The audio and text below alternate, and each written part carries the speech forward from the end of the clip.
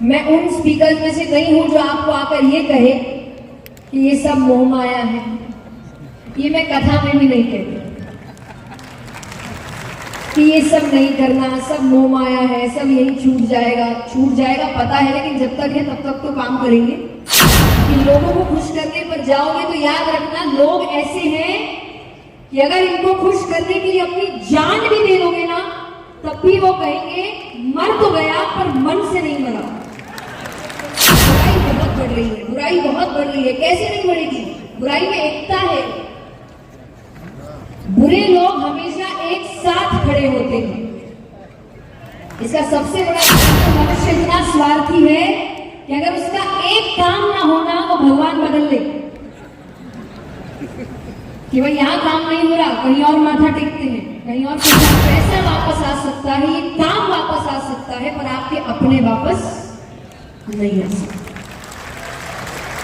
ये समय वापस, ये सबसे बड़ा रोग। इसको छोड़ दो। लोगों का काम कहना ही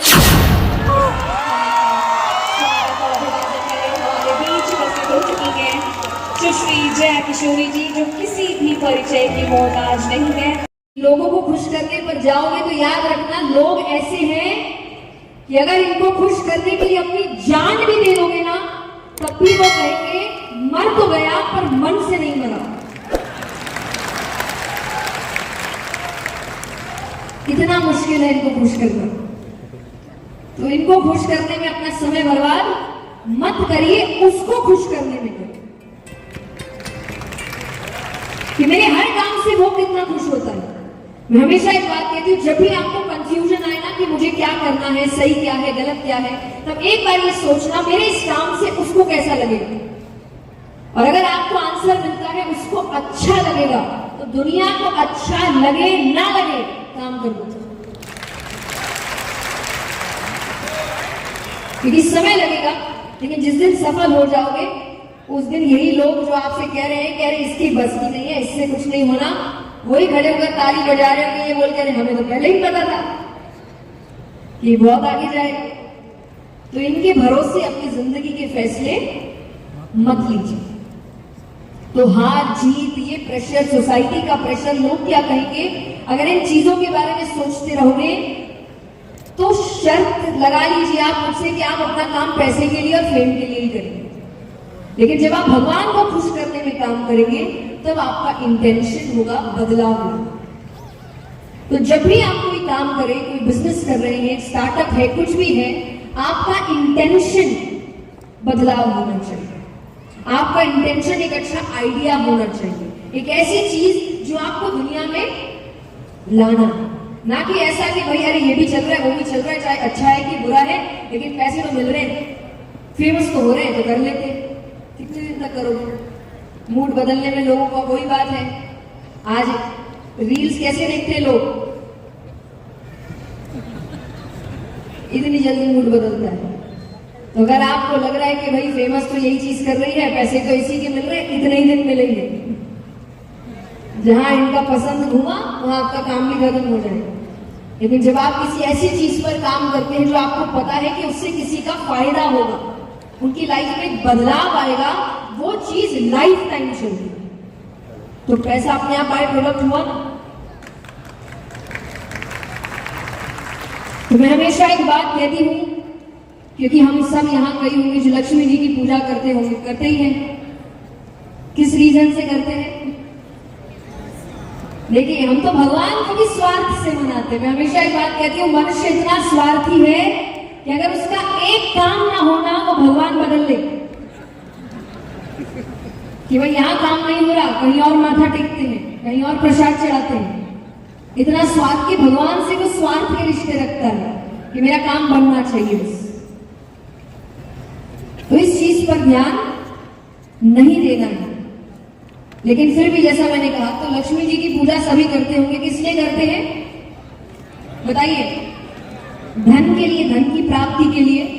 पर उस पूजा से भी पहले मैं कहूंगी कि लक्ष्मी यानी धन की ओर भागने से कहीं ज्यादा अच्छा है मां सरस्वती की ओर भागना।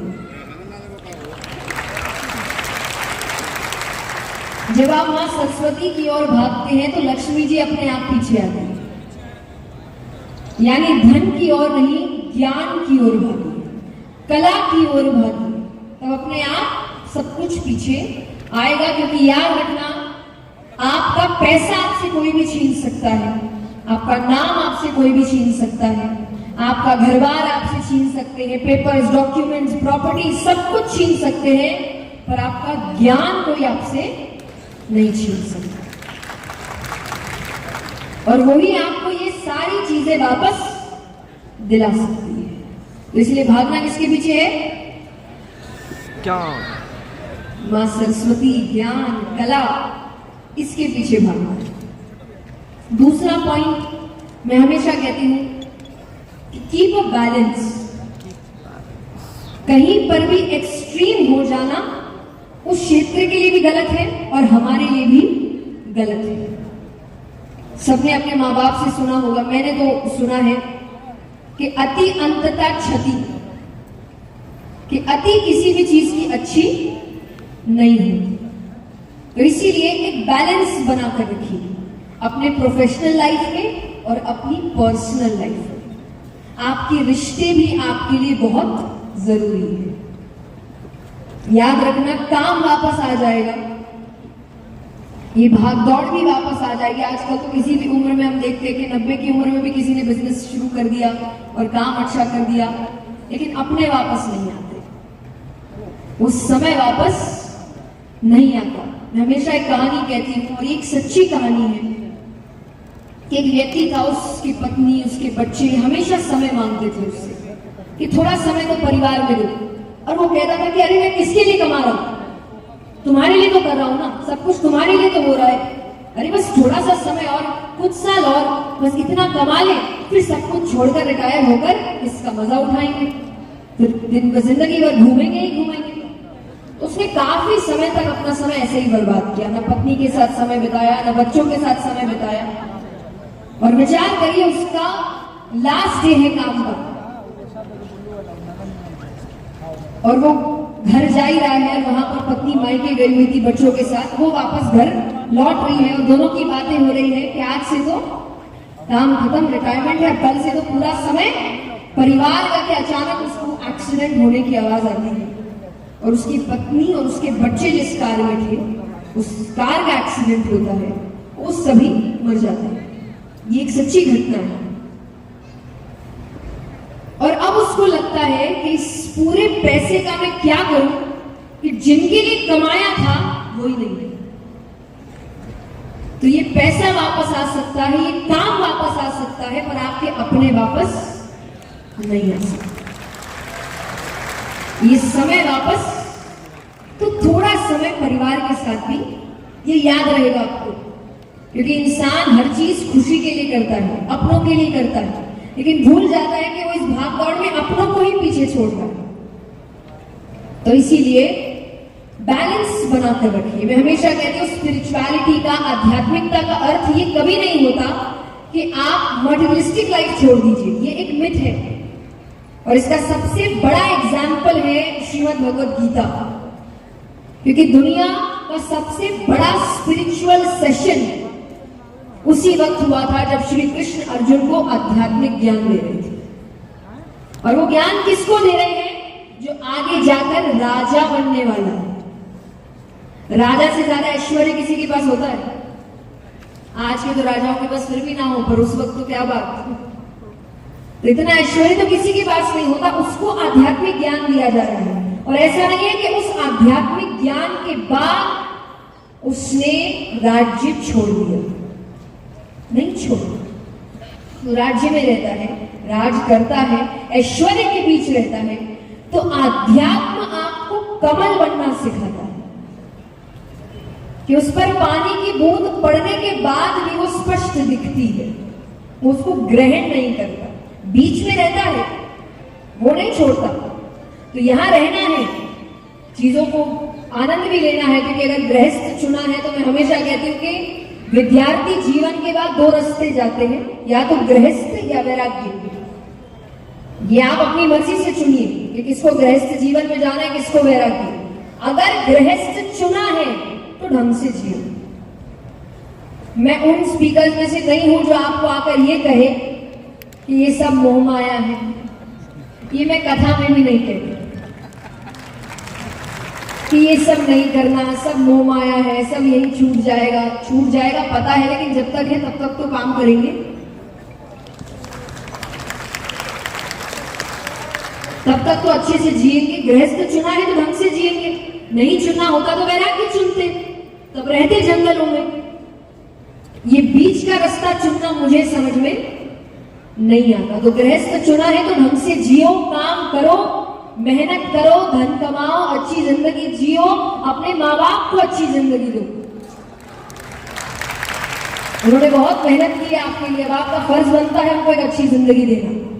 उसके लिए तो काम करना पड़ेगा। और कौन कहता है कि पैसे गलत होते हैं? अगर उनको सही चीजों में उनका इस्तेमाल किया जाए तो इससे अच्छी चीज और कोई नहीं है। जब आपके पास एक अच्छा खासा अमाउंट होता है, पावर होता है, तभी जाकर आप एक बड़े स्केल का बदलाव ला सकते हैं। ये सच है कि नहीं? लेकिन हमें तो बस पैसे का मतलब, कोई पैसा कमा नहीं रहा है, चोर है।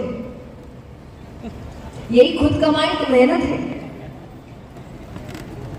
तो ये थॉट थोड़ा सा, पैसे को गलत समझना, ये निकाल दीजिए। कमल बनना सीखिए कि सबके बीच रहना है, इस्तेमाल भी करना है, अपनी ड्यूटीज निभानी है, लेकिन ये जानते हुए कि ये सब हमेशा नहीं रहेगा।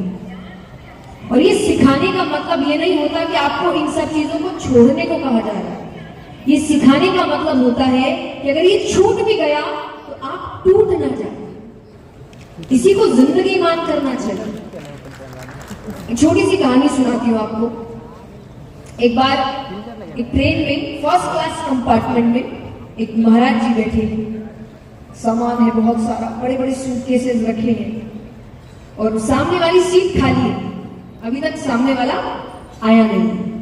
तो कुछ देर ट्रेन चलती है, फिर एक स्टेशन पर एक व्यापारी आता है, बिजनेसमैन, सूट बूट पहनकर, यहाँ भी कई पहनकर बैठे हैं। तो सूट बूट पहनकर आता है, बड़े बड़े सूटकेसेस है उसके हाथ में। वो सामने वाली सीट उसी की थी। वो आकर बैठ गया। अब वो महाराज जी को देख रहा है कि कपड़े तो अलग अलग रहे हैं, पर फर्स्ट क्लास में बैठे हैं, इतना बड़े बड़े सूटकेसेस हैं। तो उसने थोड़ी देर में मुस्कुराते हुए कहा कि महाराज जी, देखा जाए तो आप में और मुझ में सिर्फ कपड़ों का ही अंतर है। तो महाराज जी ने कहा, मैं समझा नहीं। बोले, हाँ, फर्स्ट क्लास में मैं भी बैठा हूँ, फर्स्ट क्लास में आप भी बैठे हैं, सामान मेरे पास भी है, सामान आपके पास भी है, तो कपड़ों का ही अंतर हुआ ना। महाराज जी समझ गए क्या बोलने की कोशिश। अब ज्ञानी व्यक्ति की एक खासियत होती है, वो हर वक्त नहीं बोलते, पर जब बोलते हैं तो सटीक बोलते हैं। तो उन्होंने कहा, अभी नहीं, इसको सही समय पर जवाब दूंगा। कुछ दूर ट्रेन चलती है, एक स्टेशन पर रुकती है। महाराज जी ने कहा, चाय पियोगे? बोले, हाँ चलिए। तो बाहर गए, स्टेशन पे चाय की दुकान पर बैठ गए, चाय पी रहे हैं। अभी तक महाराज जी ने वो टॉपिक छेड़ा ही नहीं है। अब ट्रेन के चलने की सीटी बजती है। वो खड़ा होता है कि महाराज जी ने उसका हाथ पकड़ लिया। महाराज जी ने कहा, अच्छा तुम ट्रेन में क्या कह रहे थे? अरे बोले, वो सब छोड़िए, ट्रेन चल रही है। बोले, स्टेशन है, यहाँ तो ट्रेन चलती है, ट्रेन आती है, ट्रेन रुकती है, काम यही है। तुम ये बताओ तुम बोल क्या रहे थे? अरे बोले, मेरा सामान पड़ा है अंदर। बोले, सामान तो मेरा भी पड़ा है, तुमने ही तो कहा था। तुम ये बताओ तुम में और मुझ में बदलाव क्या है? अब वो एक दो बार कोशिश करता है, पर हर बार वो कोई ना कोई बहाना देकर रोक कर ही रखे। अंत में उसने हाथ छुड़ाते हुए कहा कि मैं समझ गया आप क्या कहने की कोशिश कर रहे हैं। हाँ, आप में और मुझ में बदलाव है, पर बदलाव बस इतना है कि फर्स्ट क्लास में आप भी बैठे हैं, फर्स्ट क्लास में मैं भी बैठा हूँ, सूटकेसेस मेरे पास भी है, सूटकेसेस आपके पास भी है, पर आप जब चाहे उस सामान को छोड़ सकते हैं और मैं उस सामान को कभी नहीं छोड़ सकती। हमेशा कहती हूँ कि दुनिया में अगर बदलाव लाना है ना, और सच्ची में बदलाव लाना है, बदलाव लाने का नाटक नहीं करना है, अगर सच्ची में बदलाव लाना है तो अपने आप को सुधारना शुरू करो। हर आदमी अगर अपने आप को सुधारने में लग गया, दुनिया अपने आप सुधर जाएगी।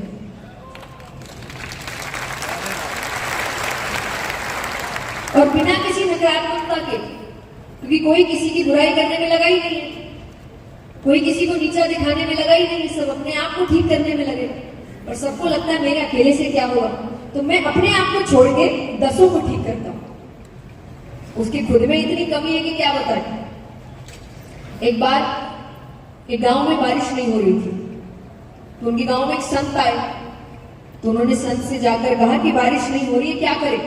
तो उन्होंने कहा कि मेरे पास एक अच्छा तरीका है और बहुत बार काम भी किया हुआ है, लेकिन शर्त ये है कि जैसा कहूंगा वैसा ही करना पड़ेगा। तो सबने कहा हमें तो जरूरत है बारिश की, हम वही करेंगे। तो बोले ठीक है, तुम्हारे गांव के बाहर जो एक खाली कुआं है, सूखा कुआं है, हर घर से 1 लोटा दूध लेकर आना है, उसमें डाल देना है आधी रात के समय, जब अंधेरा होगा, किसी को कुछ दिखेगा नहीं, और किसी को भी कुएं में देखना नहीं है ये काम करते वक्त। बस आप लोटा खाली करके अपने अपने घर चले जाओ, सुबह बारिश हो जाएगी। सबने कहा अच्छी बात है, अब सबको जरूरत थी, खेती नहीं हो रही है, खाना नहीं मिल रहा है, सब दिक्कत में है। तो सबने अपने अपने घर में तैयारियां कर ली। उसमें से एक घर, उसका जो आदमी था, उसने सोचा सब तो ला ही रहे हैं, मेरे एक के नहीं लाने से क्या हो जाएगा। तो वो 1 लोटा पानी लेकर जाता है। किसको क्या पता चलेगा, इतने सारे सब 1 लोटा दूध लेके आ रहे हैं, एक पानी से क्या फर्क पड़ेगा। तो वो गया और चुपचाप उसने पानी का लोटा डाल दिया, सब वापस अपने अपने घर आ गए। घर आने के बाद सुबह हुई, बारिश नहीं हुई तो सब संत के पास गए, कह रहे आपने तो कहा था हो जाएगी। संत ने कहा हो तो जाती है, आज तक तो ऐसा हुआ नहीं, जरूर कोई दिक्कत है। और उन्होंने ये कहा था कुएं में देखना नहीं है, तो कोई गया भी नहीं। तो कहते चलो अब हम साथ में चलते, देखते क्या दिक्कत है। तो जब कुआं देखने गए और कुएं से अंदर झांक रहे हैं, तो उसमें पानी ही पानी है। कि जो बात तो एक व्यक्ति सोच रहा था कि सब तो दूध ला ही रहे हैं, मेरे एक पानी ले जाने से क्या हो जाएगा, पूरा गांव यही सोच रहा था। तो कोई दूध लेकर ही नहीं गया, सब 1 लोटा पानी लेकर गए। असलियत में यही हो रहा है कि हमारे अकेले से क्या हो जाएगा, हमारे अकेले से क्या हो जाएगा, ये सोचकर कोई काम कर ही नहीं रहा, सब ऐसे ही बैठे, और इसीलिए दुनिया सुधर ही नहीं रही। जब तक आप उठकर ये नहीं कहेंगे कि मुझे चीजें सुधारनी है, तब तक चीजें नहीं सुधरेगी। आपके घर का कचरा आपको ही साफ करना पड़ेगा।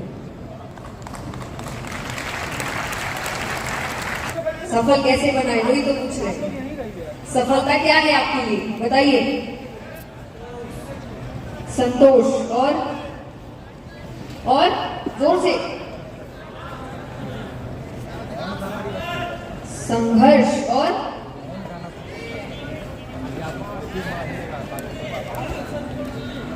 संतुष्टि, संतोष, एक ही बात। और बताइए। औरों को सफल बनाना, ये आंसर मुझे वहां से भी आया था। और इधर लक्ष्य की प्राप्ति, और हाँ, सब इतने अच्छे आंसर्स दे रहे हैं। नॉर्मल लाइफ में सबको पैसा, फेम, यही सब होता है। यहाँ आने के बाद इतने अच्छे आंसर्स कैसे आ रहे हैं, लाइफ में क्यों नहीं आते हैं? हाँ, तब तो हम इतनी जल्दी हार मान जाते, तब तो ये नहीं सोचते। अब जिन्होंने संघर्ष कहा है, पर जब संघर्ष का सामना करना पड़ता है तब इतने स्ट्रेस में क्यों चले जाते हैं, जबकि हम जानते हैं संघर्ष के बिना सफलता नहीं मिल सकती। लेकिन फिर भी जब संघर्ष सामने आता है तो हम टूट जाते हैं, हमें ऐसा लगता है कि ये क्या हो गया हमारे साथ। एक तो सबसे बड़ी प्रॉब्लम है, हर किसी को लगता है सबसे ज्यादा गलत उसी के साथ हो रहा है। दुनिया में सबसे ज्यादा दुखी वही है, सबसे बड़ा पहाड़ उसी पे टूटा है। पर मैं हमेशा कहती हूँ कि जिस दिन प्रॉब्लम्स आए उस दिन एक बार ये समझ लेना कि आपके पास जो भी है वो किसी और की जिंदगी का सपना है, कि बस इतना मिल जाए मुझे जो आपके पास ऑलरेडी है। लेकिन हमारा ध्यान कभी भी हमारे पास जो है उस पर नहीं जाता। किस पर जाता है? हमारे पास जो नहीं है, या फिर ये भी जो दूसरे के पास। मैं हमेशा कहती हूँ कि एक बार एक कहानी मैंने पहले भी सुनाई है कि आज का इंसान सबसे ज्यादा दुखी इसीलिए नहीं है कि उसके पास कम है, वो इसीलिए दुखी है कि पड़ोस वाले के पास ज्यादा है।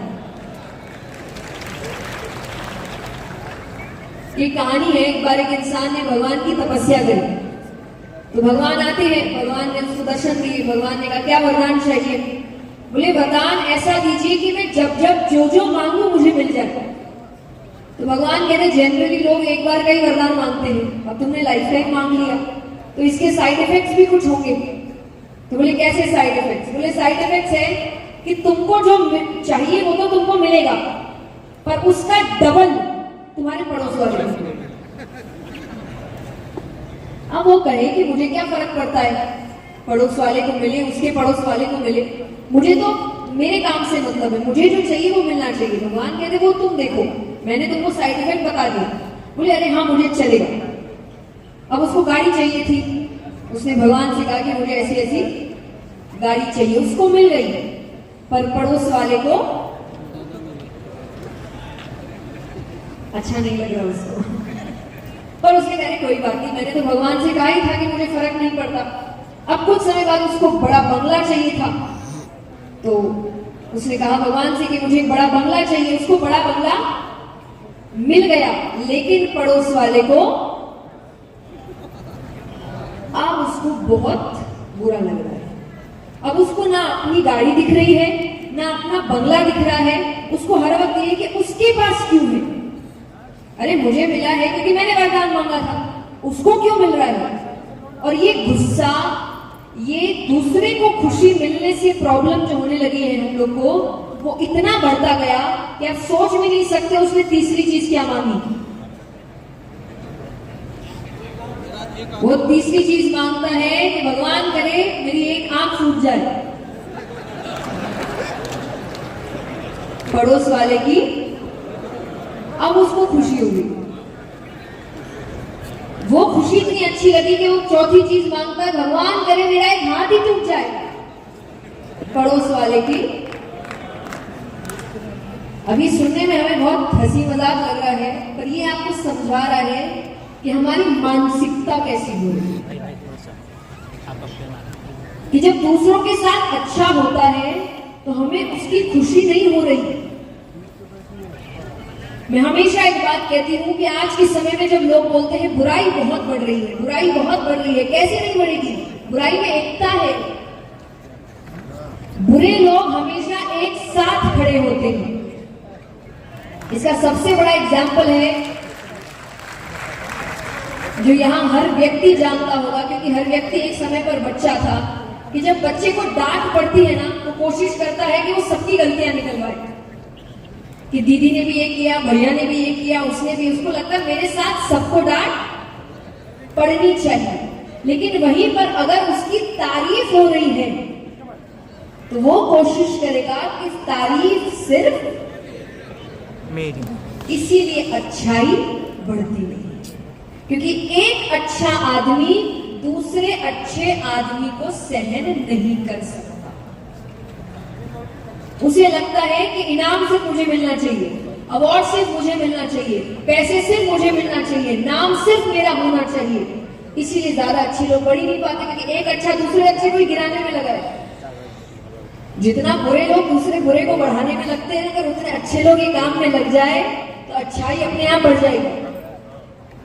पर हमारा अधिकतर काम कमियां निकालने में है।